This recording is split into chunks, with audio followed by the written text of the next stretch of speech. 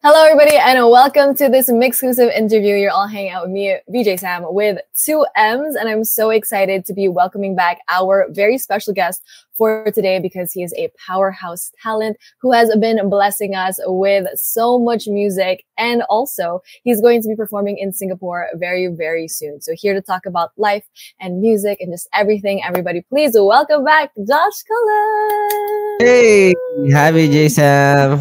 Kumusta? Hi, Josh. I'm good. Thank you for joining us. Ikaw, kumusta? I think that's more important. Kumusta ka naman? We've been very busy pero okay lang kasi masaya naman.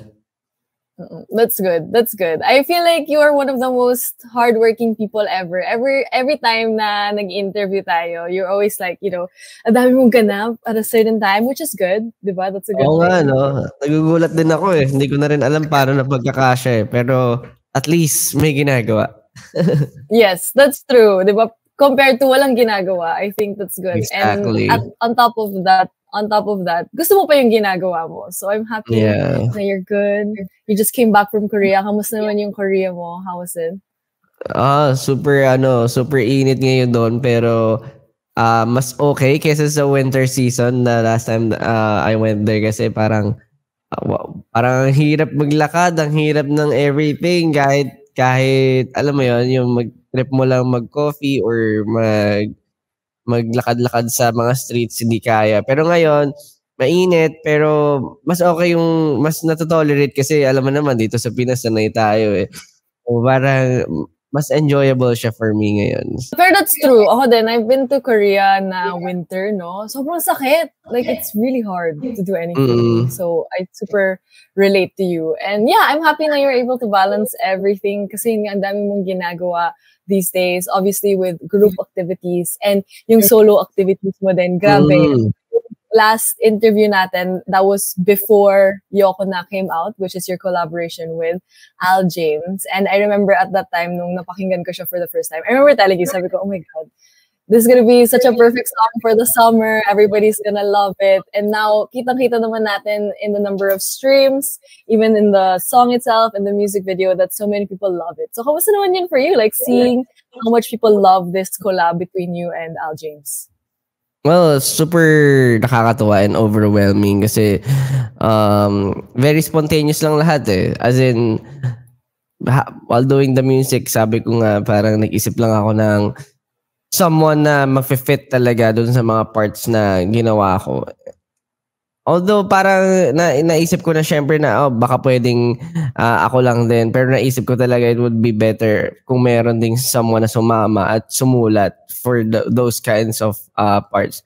So talagang happy lang ako kasi maganda yung feedback from the people at hindi lang syempre yung mga tao na parang lagi nakasuporta sa akin yung nakakarinig. Kumbaga parang umabot na rin siya sa mas malawak na audience and I think we're really getting there.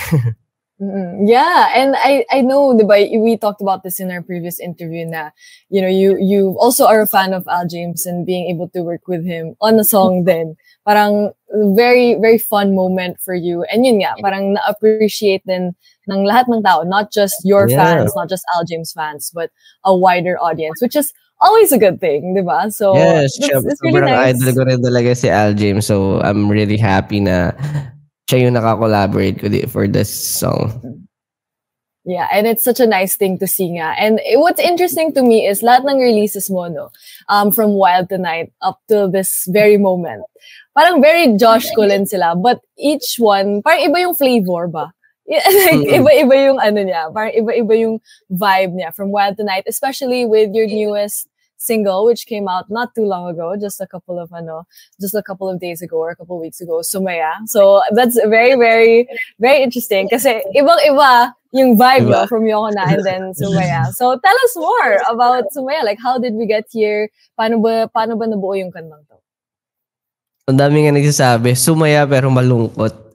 Malungkot Kaya yung Well, siya eh, how would I say it ba? Well, siya, parang prequel nga siya ng Yoko Na. And in a way, hindi ko pa siya talaga sobrang pinakita doon sa music video, pero yun talaga yung ginawa kong parang strategy in order for me to have siguro may tamang narrative lang sa storytelling nung pag-release ko nung song na yun.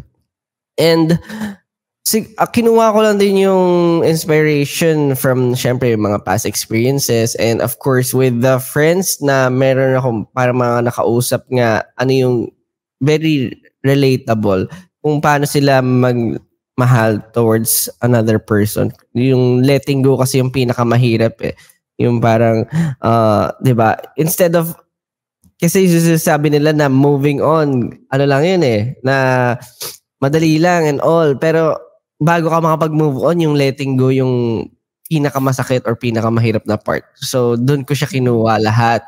And yung teddy bear nga na symbolism na ito yung pinaka-favorite niyang gift na binigay ko. So, ayun. Doon lang siya nag-revolve, and ayun, it's all about letting go and acceptance. Yeah. Yes. So to everybody, kung hindi nyo pa napapanood ang music video or napapakinggan ang Sumaya by Josh Cullen, make sure to do so because you guys are missing out. But I'm sure madami nang excited kasi yun nga, ang dami mong releases, no? And ang dami mong ding ganap these days. Like, you are going to go to Singapore very soon to perform with Al James and also Kaya, who will also be performing there. So how does that feel for you? No, I remember I hosted for you for your debut single, Wild Tonight. And these are things na parang we were talking about na one day you'll be able to perform then as a solo artist internationally. And these are things that are happening for you now, no? So how excited are you for this and everything na nangyari for you right now? Yes. Of course, more than anything else, I'm so excited to see the fans in Singapore and all over the world, syempre, with these kinds of opportunities na nakukuha ko. Very blessed and very thankful. Siguro, may mga times nga na parang, kaya ko ba talaga? Tama pa ba itong ginagawa ko? Pero, habang nakikita ko yung mga tao na, syempre, yung support na binibigay nila and love for all the efforts that I've been doing, siguro, yun na yung nagbibigay sa akin ng fuel to move forward and to release more music. So, thankful ako sa lahat, from 18 to BBQs and sa lahat ng mga casual listeners lang. Salamat po kasi malaking bagay ito para mag-push forward ako lagi sa ginagawa ko. For sure. I can imagine the support. Just seeing it online is crazy. What more in real life mo feel mo talaga yung parang love and effort that the fans, both 18 and BBQs, give to you, which is why I'm sure yung mga nasa Singapore excited na sila for you to be performing alongside Al James and also Kaya. So what can everybody expect sa performance mo coming very soon? Yeah, of course. I think it's one of the parang performances na mas intimate, masasabi ko. Ito lang yung isa sa mga, well, kasi before parang mga festivals and mga fan meet and all those stuff, pag nag-perform ako as a solo, and I think ito lang yung time na mas intimate, mas konti yung performers. It's all us. So, masasabi ko na talagang may enjoy nila experience, and of course, it's Josh Cullen, kaya bibigay ko yung more than 100% ko every time. So I'm just so excited to see the fans. Gusto ko makita yung mga screams, cheers, and of course, their happy faces. So, excited na ako pumunta doon ngayon. Yes, I'm so sure ready na sila sumigaw and to vibe sa lahat. And obviously, like, we love big shows, we love music festivals, but intimate shows then, one of my favorite experiences kasi close encounter siya with your favorite artists. So I'm sure excited na din sila for that. But before I let you go, Josh, may message ka ba to everybody who's excited to see you in Singapore and can't wait to see you there? So yun, guys, I'm so excited to see you guys. And it's gonna be me, Al James, and Kaya live in Singapore at the JC4L sa Esplanade Annex Studio on June 16, 2024. Kaya magkita-kita tayo dyan, and tickets available via sg.bookmyshow.com. And then, ayun, so excited to see you guys. Sana pagdating natin doon, mag-party-party lang tayo. Kalimutan natin lahat ng problems natin. Magsayahan, mag-iyakan, and everything. Thank you. Love you all. Wow. I love it. Sayawan and iyakan. Perfect, well-rounded experience. So, excited na ako for you, Josh. And we can't wait for everything else in terms of music, more performances, obviously all around the world as both part of your group, but also, of course, your own music as well. So, we cannot wait. And thank you so much, Josh, for joining us here once again on Mixclusive. Thank you so much. Yes, and thank you so much, VJ Sam. Yes, and thank you as well to everybody who tuned into this Mixclusive interview. Once again, this has been Sam with 2Ms. Thank you, everybody.